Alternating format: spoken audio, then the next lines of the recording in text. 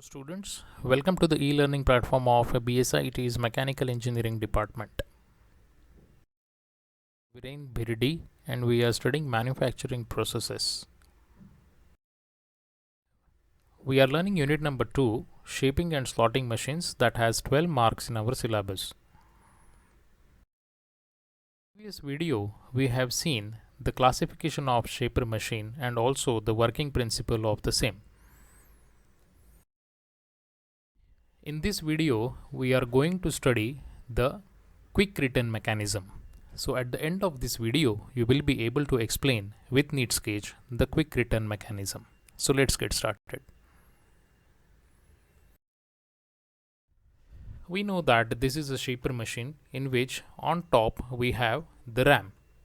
आणि हा जो रॅम आहे या रॅमची मूवमेंट ही अशी मागे पुढे असते, रेसिप्रोकेट करत असते ते. आणि जनरली वेन वी से shaper machine it is a push type of a shaper machine. म्हणजे जेव्हा हा रॅम पुढे जाणार आहे, कॉलमपासून लांब जाणार आहे, त्यावेळेस तो कट घेणार आहे, राईट. मग जेव्हा हा रॅम पुढे जाणार, कट घेणार आहे, त्यावेळेस तो स्लो पुढे जातो. आणि जेव्हा मागे येणार आहे की ज्यावेळेस काही कट नाही आहे, त्यावेळेस तो फास्ट मागे जातो. ओके, मग ही जी मेकॅनिझम आहे, हीच मेकॅनिझम आपण बघणार आहे, quick return mechanism.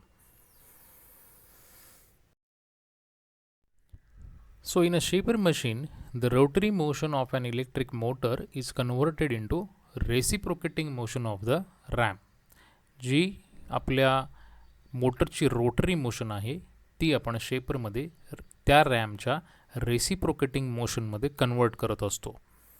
A quick return mechanism is an apparatus that consists of a system of links with 3 turning pairs and a sliding pair that can convert rotary motion into reciprocating motion. The time taken for travel in return stroke is less than the forward stroke. जेव्हा त्या forward स्ट्रोकमध्ये आपण machining cut करणार आहे, तो workpiece cut करणार आहे, त्याच्यापेक्षा मागे येणारा स्ट्रोक हा फास्ट असतो. There are mainly 3 types of quick return mechanisms. The first is Whitworth quick return mechanism, then we have crank and slotted link mechanism, and the third is hydraulic drive. त्यातली जी पहिली आहे Whitworth quick return mechanism ती आपण discuss करूया. So in case of Whitworth quick return mechanism, the rotary motion is converted into the oscillatory motion. Okay, मागे पुढे होतो तो. In this mechanism, the bull gear is used and it has a crank pinion. The sliding block slides over the crank pin and slides inside the slot of a crank plate, and the connecting rod connects the pin at one end and ram at the other end. नक्की कसं आहे आपण ते पुढच्या स्लाइड्समध्ये बघूया.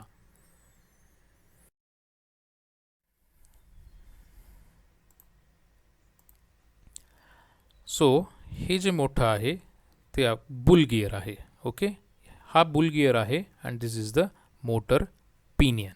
Okay, this is the sliding block. हा जो blue छोटा दिसतोय हा स्लाइडिंग ब्लॉक आहे आणि ही स्लॉटेड लिंक आहे. हा जो वरती दाखवलेला आहे हा रॅम आहे आणि त्याला आपण हे जोडलेलं आहे. ओके, त्यामुळे जेव्हा हा बुलव्हील हे असं फिरणार आहे त्यावेळेस हा जो स्लाइडिंग ब्लॉक आहे हा असं फिरत असताना स्लाइडिंग ब्लॉक मात्र या स्लॉटेड लिंकमध्ये असा मागे पुढे होतो आणि त्यामुळं ही वरची ॲक्शन आपल्याला मागे पुढे होताना दिसते. हे नक्की कशामुळं होतं की रिटर्न स्ट्रोक कमी वेळाचा आणि फॉरवर्ड स्ट्रोक हा जास्ती वेळाचा. तर इथून या पॉईंटला फॉरवर्ड स्ट्रोक सुरू होतो आणि इकडून असं पूर्ण येऊपर्यंत इथंपर्यंत θ1 जो दाखवलेला आहे इथंपर्यंत हा फॉरवर्ड स्ट्रोकच असतो आणि मग इथून फक्त इथंपर्यंत यायला रिटर्न स्ट्रोक होऊन जातो. म्हणजे the forward stroke angle is much bigger than the return stroke angle. आणि म्हणूनच फॉरवर्ड स्ट्रोक हा स्लो असतो आणि रिटर्न स्ट्रोक हा कमी वेळाचा असतो किंवा फास्ट असतो. आपण अजून डिटेल बघूया.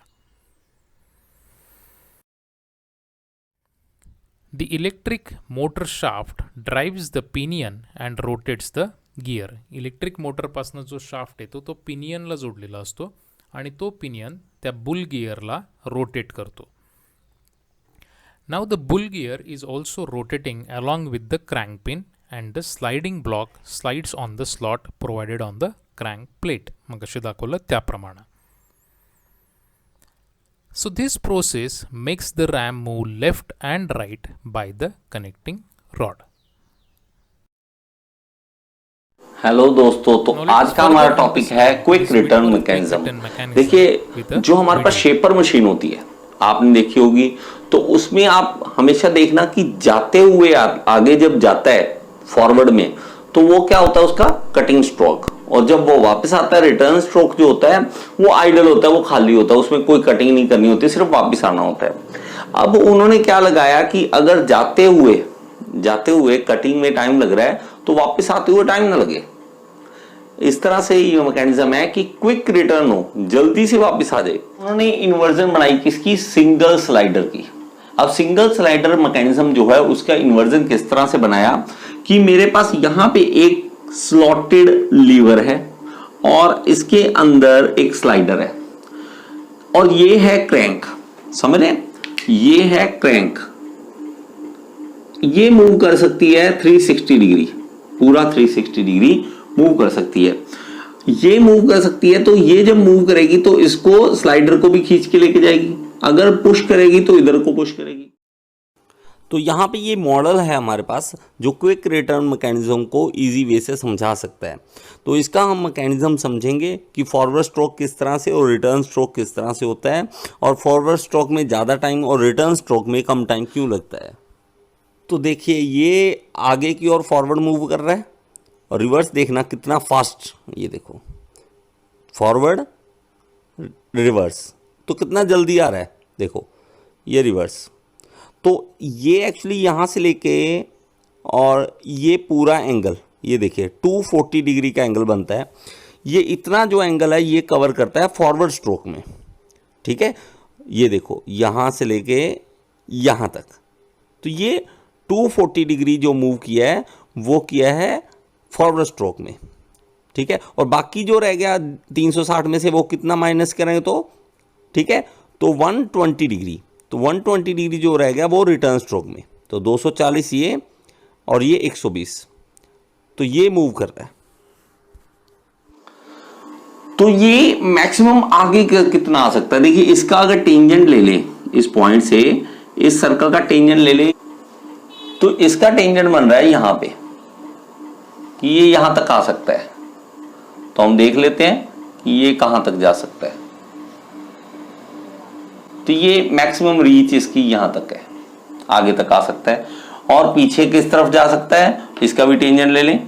तो इसका टेंजेंट लेते हैं, तो यहां से इसका टेंजेंट कुछ यहां पर आएगा, यहां तक. समझ रहे हैं, तो ये जो है ये यहां तक आ सकता है मैक्सिमम. तो मेरा ये मैकेनिज्म यहां से लेके यहां तक जा रहा है, जो स्लाइडर मूव कर सकता है ये वाला. ठीक है, जो हमारे पास क्विक रिटर्न मैकेनिज्म किसमें है, हमारे पास शेपर मशीन में. शेपर में ये उसका ऊपर वाला पार्ट ये यहां तक जा सकता है. तो इसमें मेरे भाई जो एंगल होगा फॉरवर्ड स्ट्रोक और रिटर्न स्ट्रोक में वो किस तरह से होगा. इसका टेंजेंट यहां तक है, देखिए यहां तक अगर लाइन लगाएं और यहां से यहां तक, तो इसका ये वाला एंगल जो बनेगा ना, यहां से शुरू हुआ आगे जाना, आगे जा रहा है, देखो यहां तक पूरा मोशन और आगे चला गया, और जब वापस आने लगेगा तो सिर्फ इतना एंगल. तो ये कुछ इस तरह से है कि सर्कल का इतना हिस्सा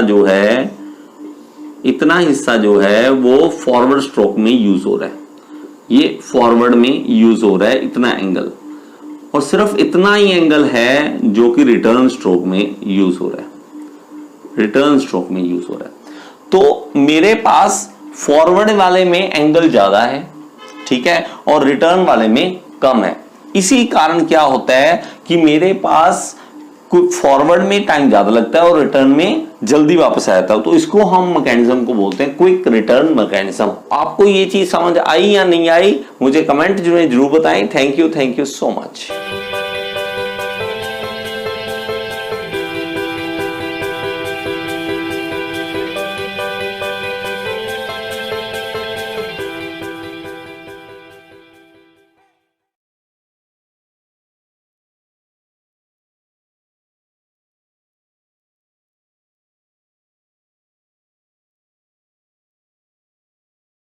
So that is about the quick return mechanism used in the shaper machine.